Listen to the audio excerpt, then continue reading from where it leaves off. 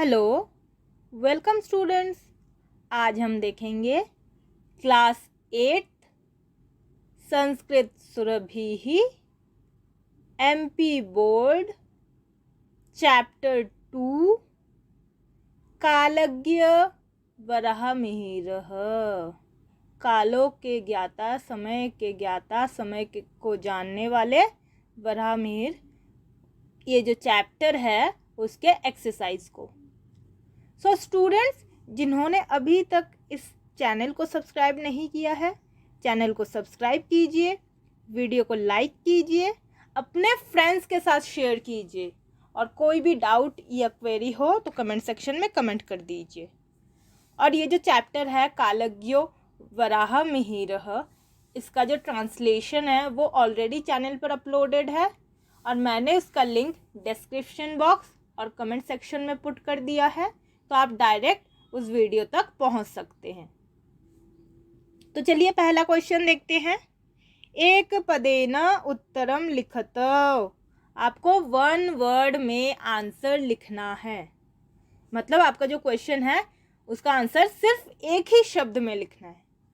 तो पहला क्वेश्चन है, वराहमिहिरस्य जन्म कुत्र अभवत्। वराहमिहिर का जन्म कहाँ हुआ था? तो कहाँ हुआ था? आंसर हो जाएगा कपिथ ग्रामे। कपिथ गांव में, कपिथ ग्रामे। तो आंसर आपका पहला हो जाएगा कपिथ ग्रामे, कपिथ गांव में। फिर दूसरा देखिए, वराहमिहिरस्य पितुः नाम किम। वराहमिहिर के पिता का नाम क्या था? तो उनके पिता का नाम क्या था? आदित्य दासः। तो आंसर आपका हो जाएगा आदित्य दासः, आदित्य दास। वराहमिहिर के पिता का नाम था आदित्य दास। थर्ड क्वेश्चन देखिए, वराहमिहिरः कस्मात् ज्योतिषं पाठितवान्। वराहमिहिर ने किससे ज्योतिष पढ़ी? तो आंसर क्या हो जाएगा? अपने पिता से। उन्होंने अपने पिता से ही तो ज्योतिष पढ़ी थी, तो क्या आंसर होगा? स्वकीय जनकात्। जनकात्, स्वकीय जनकात् मतलब अपने पिता से, अपने जनक से। सो स्टूडेंट्स, अगर आपको राइटिंग समझने में कोई प्रॉब्लम आ रही है तो आप सुनकर लिखिए, और वरना आपको तो चैप्टर याद ही है, चैप्टर को अच्छे से समझ चुके हैं तो आप खुद ही आंसर लिख पाएंगे। बट अगर फिर भी आपको चैप्टर में कोई प्रॉब्लम है, कोई डाउट है, तो उसका लिंक मैंने डिस्क्रिप्शन बॉक्स और कमेंट सेक्शन में पुट कर दिया है, आप डायरेक्ट चैप्टर तक जा सकते हैं। घ देखिए, वराहमिहिरः खगोलशास्त्रं कस्मात् पाठितवान्। वराहमिहिर ने खगोल शास्त्र, एस्ट्रोनॉमी कहाँ से पढ़ा? तो आर्यभट्ट से। तो आंसर आपका हो जाएगा आर्यभट्टात्। पंचमी विभक्ति एक वचन, आर्यभट्टात्। तो उन्होंने अपनी जो ज्योतिष है, ज्योतिष उन्होंने अपने पिता से सीखी थी और खगोल शास्त्र आर्यभट्ट से। फिर देखिए लास्ट क्वेश्चन है, एक पदेन उत्तरत का लास्ट है, वराहमिहिरः अध्ययनं समाप्य कुत्र अगच्छत्। वराहमिहिर ने अध्ययन, पढ़ाई समाप्त करके, समाप्त करके कुत्र अगच्छत्, कहाँ गए? तो वो कहाँ गए थे?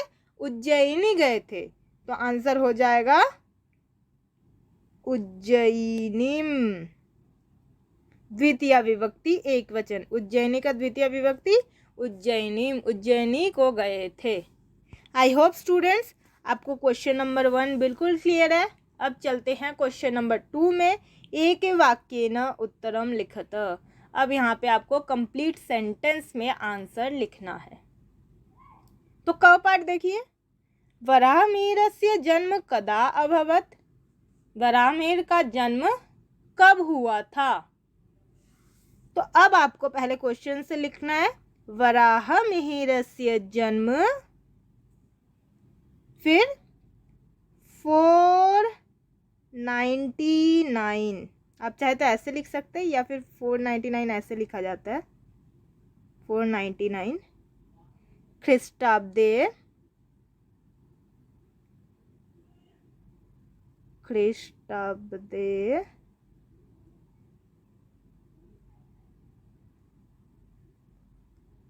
सजातम, मतलब हुआ था, अभवत भी बोल सकते हैं, सजातम भी बोल सकते हैं। तो वराहमिहिरस्य जन्म 499 अर्थात 499 ईस्वी में हुआ था। फिर क्वेश्चन 2 देखिए, 2 का ख पार्ट। वराहमिहिरः कदा दिवंगतः, वराहमिहिर कब स्वर्गवासी हुए, उनकी मृत्यु कब हुई। तो पहले क्वेश्चन से वराहमिहिरः, फिर 587 587 जिसको हम हिंदी में लिख सकते हैं 587, फिर ख्रीष्टाब्दे ऊपर की स्पेलिंग भी मैंने शायद गलत लिखा था तो वो देख लेना, ख्रीष्टाब्दे ऐसे लिखते हैं, ख्रीष्टाब्दे दिवंगतः, क्वेश्चन से आ जाएगा दिवंगत। सो स्टूडेंट ख्रीष्टाब्दे का स्पेलिंग ध्यान रखना, वो ऊपर वाले आंसर में मतलब फर्स्ट में गलत लिखा था, जो हमारा आंसर था कि 499 अर्थात 499 ख्रीष्टाब्दे, तो वो दंत स की जगह मूर्धन्य श कर दिया था, तो उसको सही कर लेना। तो आपका जो सेकंड का आंसर है वराहमिहिरः 587 ख्रीष्टाब्दे दिवंगत, वराहमिहिर की तब मृत्यु हुई थी या स्वर्गवासी हुए थे। फिर देखिए क्वेश्चन नंबर ग सेकंड का। भारते फलित ज्योतिषस्य प्रथम आचार्यः कः अभवत्, कि भारत में, भारते अर्थात भारत में, फिर फलित ज्योतिषस्य एस्ट्रोलॉजी, वो था एस्ट्रोनॉमी, ये एस्ट्रोलॉजी, तो एस्ट्रोलॉजी का या फलित ज्योतिष का प्रथम आचार्य कौन था, या फलित ज्योतिष के प्रथम आचार्य कौन हुए। तो पहले तो क्वेश्चन सही लिखेंगे, भारते फलित ज्योतिषस्य प्रथमः आचार्यः, फिर वराहमिहिरः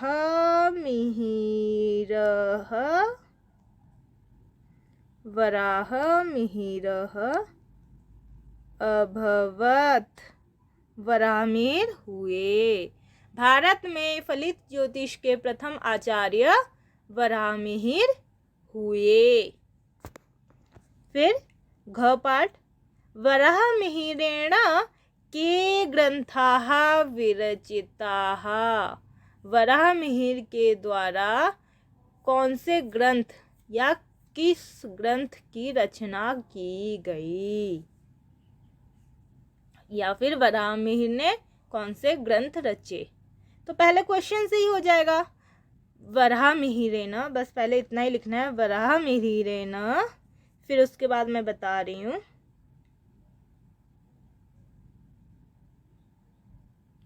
बृहत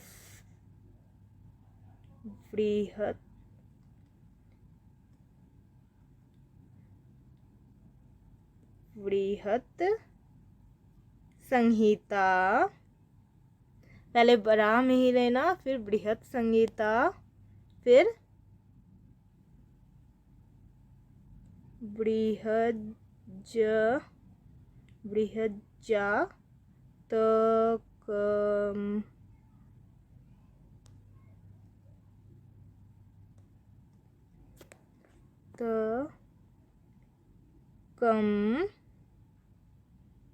पंच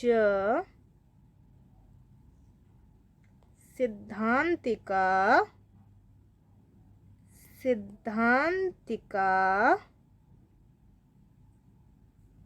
फिर ग्रंथाः विरचिताः। तो आपको क्या लिखना है, सुन लीजिए फिर लिखिए, वराहमिहिरेण बृहत् संहिता बृहत् जातकम पंच सिद्धांतिका ग्रंथाः विरचिता। वराहमिहिर ने बृहत् संहिता बृहत् जातकम पंच सिद्धांतिका ग्रंथ रचे। फिर लास्ट देखिए क्वेश्चन नंबर 2 का। पादपाः वल्मीकाश्च किम प्रदर्शयन्ति, कि वृक्ष और दीमक क्या प्रकट करते हैं। पादपाः अर्थात वृक्ष और वल्मीक होते हैं दीमक, जो आपने वुड पर देखा होगा, डोर के या फिर अलमीरा अगर वुडन है, बेड अगर वुडन है, या फिर पेड़ पर भी देखे होंगे, तो वो क्या प्रकट करते हैं। तो पहले तो आप क्वेश्चन से ही लिखेंगे पादपाः वल्मीकाश्च, पहले क्वेश्चन से लिखेंगे पादपाः वल्मीकाश्च, फिर अधो भौमिक जलस्थिति अधोभौमिक जलस्थिति प्रदर्शयन्ति। तो पूरा आंसर है पादपाः वल्मीकाश्च अधोभौमिक जलस्थिति प्रदर्शयन्ति, कि वृक्ष और दीमक जो होते हैं भूमि के नीचे जल का होना प्रकट करते हैं। अब आपको समझ आ गया कि उन दोनों का जो रिलेशन है, वृक्ष और वल्मीक का जो रिलेशन है, क्या रिलेशन है।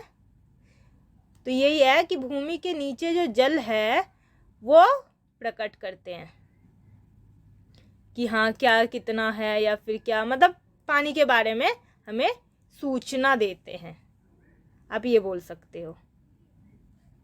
आई होप स्टूडेंट्स आप लोगों को क्वेश्चन नंबर 2 बिल्कुल क्लियर है। अगर कोई भी डाउट या क्वेरी हो तो कमेंट सेक्शन में कमेंट कर लीजिए, वीडियो को लाइक कीजिए, अपने फ्रेंड्स के साथ शेयर कीजिए, और चैनल को अगर आपने सब्सक्राइब नहीं किया है तो चैनल को सब्सक्राइब करना ना भूलना। और अगर आपको ये चैप्टर क्लियर नहीं है, जैसे यहाँ पे वल्मीक वर्ड था, वो टर्माइट भी बोल सकते हैं, आई थिंक उसको भी शायद दीमक ही कहते हैं। तो अगर आपको फिर भी कोई डाउट किसी वर्ड में ऐसा लगता है कि मैंने चैप्टर में नहीं समझाया है, तो आप कमेंट सेक्शन में कमेंट कर सकते हैं, ताकि नेक्स्ट जो भी वीडियो बनाए जाएंगे उस पर आपके जो डाउट है वो क्लियर कर दिया जाए। तो आपका जो ये आंसर था 5th का, ये तो आपको पता चल गया कि दोनों का रिलेशन क्या है, कि भूमि के नीचे जल का प्रकट वो बताते हैं। तो चलिए अब क्वेश्चन नंबर 3 पर चलते हैं, ताकि हम इस चैप्टर के एक्सरसाइज को कंप्लीट कर सके जल्दी से जल्दी। क्वेश्चन नंबर 3 है, उचित शब्देन रिक्त स्थानम पूरयत। सही वर्ड से उचित शब्द के द्वारा खाली स्थान की पूर्ति करनी है। तो पहला देखिए, वराहमिहिरः अध्ययनम समाप्य डैश आगत, कि वराहमिहिर जो थे वो अपनी पढ़ाई समाप्त करके कहाँ आ गए थे, पाटलिपुत्र नगरम या उज्जैनीम। तो इसका आंसर हो जाएगा उज्जैनीम। अभी हमने आंसर किया था ना 1 वर्ड क्वेश्चन वाले में कि उज्जैनी आ गए थे। फिर आर्यभट्ट डैश आसीत। आर्यभट्ट क्या थे, खगोल शास्त्री थे कि साहित्य शास्त्री थे। तो आंसर हो जाएगा खगोल शास्त्री। फिर बृहत् जातकम नामक ग्रंथः डैश विरचितः, कि बृहत् जातकम नाम का जो ग्रंथ है वो किसने रचना की है उसकी, आर्यभट्ट ने या वराहमिहिर ने। तो ये वाला भी क्वेश्चन हमने किया था, तो वराहमिहिर ने। फिर उसके बाद कपित्थ ग्रामः डैश निकटे अस्ति, किसके निकट है, उज्जैनी के पास है कि पाटलिपुत्र के पास है, तो उज्जैनी के पास है। और फिर लास्ट है गुरुत्वाकर्षणम या गुरुत्वाकर्षणस्य सिद्धांतः, ग्रेविटेशनल फोर्स उसका डैश प्रतिपादित, किसने प्रतिपादित किया था, आदित्य दास ने या वराहमिहिर ने। तो इसका आंसर हो जाएगा वराहमिहिर ने। तो 5 आंसर्स कौन कौन से हो गए, पहले का है उज्जैनीम, दूसरे का हो गया खगोल शास्त्री, तीसरे का हो जाएगा वराहमिहिरेण, चौथे का उज्जैनिया और पांचवे का वराहमिहिरेण। तो चलिए क्वेश्चन नंबर 4 पर चलते हैं। उचितम योजयत। अब आपको मैच द फॉलोइंग मैच करने हैं। पहले लेफ्ट में देखिए, उज्जैनिया निकटे, उज्जैनी के निकट मतलब उज्जैनी के पास, वराहमिहिर से जन्म, वराहमिहिर का जन्म, आदित्यदासस्य पुत्र, आदित्यदास का पुत्र, अध्ययनम समाप्य वराहमिहिर समागत। तो अध्ययन समाप्त करके, पढ़ाई समाप्त करके वराहमिहिर कहाँ आए और वराहमिहिर से मृत्यु।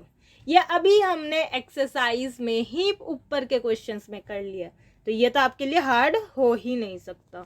पहले जैसे देखिए, आदित्य दासस्य पुत्र, आदित्य दास का पुत्र कौन था, ऊपर पढ़ा था ना, वराहमिहिर के पिता का नाम क्या था, आदित्य दास।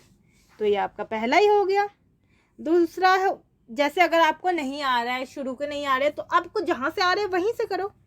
जैसे अध्ययन समाप्त करके वराहमिहिर कहाँ आ गए थे, उज्जैनी आ गए थे। वराहमिहिर का जन्म कब हुआ था, कब हुआ था वराहमिहिर का जन्म,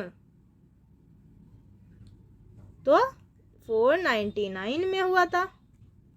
फिर उज्जैनी के पास क्या है, उज्जैनी के पास कपित्थ ग्राम है और उनकी मृत्यु हुई थी 598 में। पहला वाला डेट हो जाएगा हमेशा बर्थ और सेकंड वाला हो जाएगा डेथ। चलिए अब क्वेश्चन नंबर 5 पर चलते हैं, और 2 ही क्वेश्चन बचे हुए हैं तो अभी हो जाएगा। क्वेश्चन नंबर 5 है, शुद्ध वाक्यानाम समक्षम आम, अशुद्ध वाक्यानाम समक्षम न इति लिखत। मीन्स जो करेक्ट सेंटेंस है उसके सामने आम लिखना है और जो रॉन्ग है उसके सामने न लिखना है। तो चलिए देखते हैं। पंच सिद्धांतिका इत्यस्य ग्रंथस्य रचयिता वराहमिहिरस्ति। क्या पंच सिद्धांतिका जो ग्रंथ है इसके रचयिता वराहमिहिर है? हाँ बिल्कुल है, कोई भी बोले कि नहीं है, नहीं बिल्कुल है। फिर बृहज्जातकम ग्रंथस्य रचयिता आर्यभट्ट अस्ति। बृहज्जातकम के रचयिता आर्यभट्ट थे? नहीं, बिल्कुल नहीं। तो मैं जो टिक कर रही हूँ इसका मतलब आम लिखेंगे, मतलब हाँ लिखेंगे, और जो क्रॉस कर रही हूँ उसमें आप न लिखेंगे, नहीं। फिर आर्यभट्ट खगोल शास्त्र आसीत्। या खगोल शास्त्री थे? बिल्कुल थे। वराहमिहिरस्य कृता कालगणना प्रमाणिकी अस्ति। क्या वराहमिहिर ने जो किया था कालगणना वो प्रमाणिक है, मीन्स उसका कोई प्रूफ है? बिल्कुल सही है, प्रमाणिक है। वराहमिहिरस्य जन्म वर्तमान मध्य प्रदेश राज्य अभवत। आम, बिल्कुल उनका जन्म अभी के मध्य प्रदेश में ही हुआ था, क्योंकि उनका जो जन्म हुआ था वो कहाँ हुआ था, कपित्थ ग्राम में। फिर उसके बाद आज का देखेंगे लास्ट क्वेश्चन, इसका मतलब इसमें एक ही गलत था। नामोल्लेख पूर्वकम संधि विच्छेदम कुरुत। ये थोड़ा अजीब सा लगता है मुझे क्वेश्चन, मतलब आपको संधि विच्छेद करना है, उसके नाम भी लिखना है, बट कोई बात नहीं, कर लेंगे, उसमें क्या है, अजीब लगे कुछ भी लगे, हमें तो सब आता है, हम सब कर लेंगे। हमें मतलब सिर्फ मैं नहीं, आप वीडियो देख रहे हो तो आपको भी। चलिए पहला है आदित्योपासक। तो इसका क्या हो जाएगा, जो गिना चुना तो मतलब आसपास का कोई वर्ड, तो आसपास का वर्ड क्या है, आदित्य प्लस उपासक। अ और उ मिलके ओ हुआ है, तो ये हो गया आपका गुण संधि। आप गुण संधि भी लिख सकते हैं और गुण स्वर संधि भी लिख सकते हैं, क्योंकि ये स्वर संधि के अंडर ही आता है गुण संधि। तो पहला हो गया अ और उ मिला के ओ, गुण संधि। फिर दूसरा अस्मिन्नेव, अस्मिन प्लस एव, अस्मिन प्लस एव, तो यह आपका हो जाएगा व्यंजन संधि। व्यंजन संधि, क्योंकि न जो है आपका व्यंजन है, इसीलिए व्यंजन संधि। थर्ड समाप्याध्ययनम, तो क्या होगा, समाप्य प्लस अध्ययनम, समाप्याध्ययनम, समाप्य प्लस अध्ययनम। तो अ प्लस अ मिला के आ हुआ है, इसीलिए दीर्घ संधि। मैं पूरा दीर्घ संधि नहीं लिख रही, लेकिन आप लिखेंगे दीर्घ संधि या दीर्घ स्वर संधि। फिर बालको अजायत, तो इसका हो जाएगा बालको प्लस बालको है, फिर अजायत। तो ओ प्लस अ मिला के या जो अवग्रह हुआ है या खंड आकार हुआ है, तो इसको कहते हैं पूर्व रूप। पूर्व रूप, पूर्व रूप संधि। ये भी स्वर संधि है, क्योंकि ओ और अ मिला के हुआ है, तो पूर्व रूप संधि। फिर वर्धिताश्च, वर्धिताः च, वर्धिता, अरे स्पेलिंग गलत हो गया, वर्धिताः प्लस च, विसर्ग। ये तो विसर्ग देख के ही समझ आ रहा है, विसर्ग संधि, विसर्ग संधि आप पूरा लिख लेंगे, विसर्ग संधि। और च देखिए आज का लास्ट, इस चैप्टर का लास्ट, खगोल शास्त्रस्य अध्ययनम। तो इसका क्या हो जाएगा, बहुत इजी है, खगोल शास्त्रस्य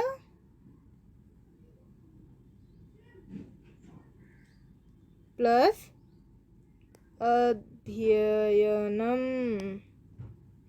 अध्ययनम। तो अ प्लस अ इज इक्वल टू स्या आ, तो स्वर संधि। तो आपका ये हो गया चैप्टर का एक्सरसाइज जो है वो ख़त्म। फिर भी अगर आपको इस चैप्टर में कोई भी डाउट या क्वेरी है तो कमेंट सेक्शन में पुट कर दीजिए। और चैप्टर का जो ट्रांसलेशन है वो चैनल पर ऑलरेडी अपलोडेड है, तो मैंने उसका लिंक डिस्क्रिप्शन बॉक्स और कमेंट सेक्शन में दे दिया है, आप डायरेक्ट वहाँ से देख सकते हैं। और भी चैप्टर्स अपलोडेड है हमारे चैनल पर, अगर आपको वो ना मिले बाय नेम सर्च करने से तो आप प्लेलिस्ट पर चले जाइए, आपको वहाँ मिल जाएगा। और अगर फिर भी कोई डाउट या क्वेरी हो तो कमेंट सेक्शन में कमेंट कर दीजिए, वीडियो को लाइक कीजिए, अपने फ्रेंड्स के साथ शेयर कीजिए। और अगर आपने अभी तक इस चैनल को सब्सक्राइब नहीं किया है तो चैनल को सब्सक्राइब कर दीजिए। Thank you.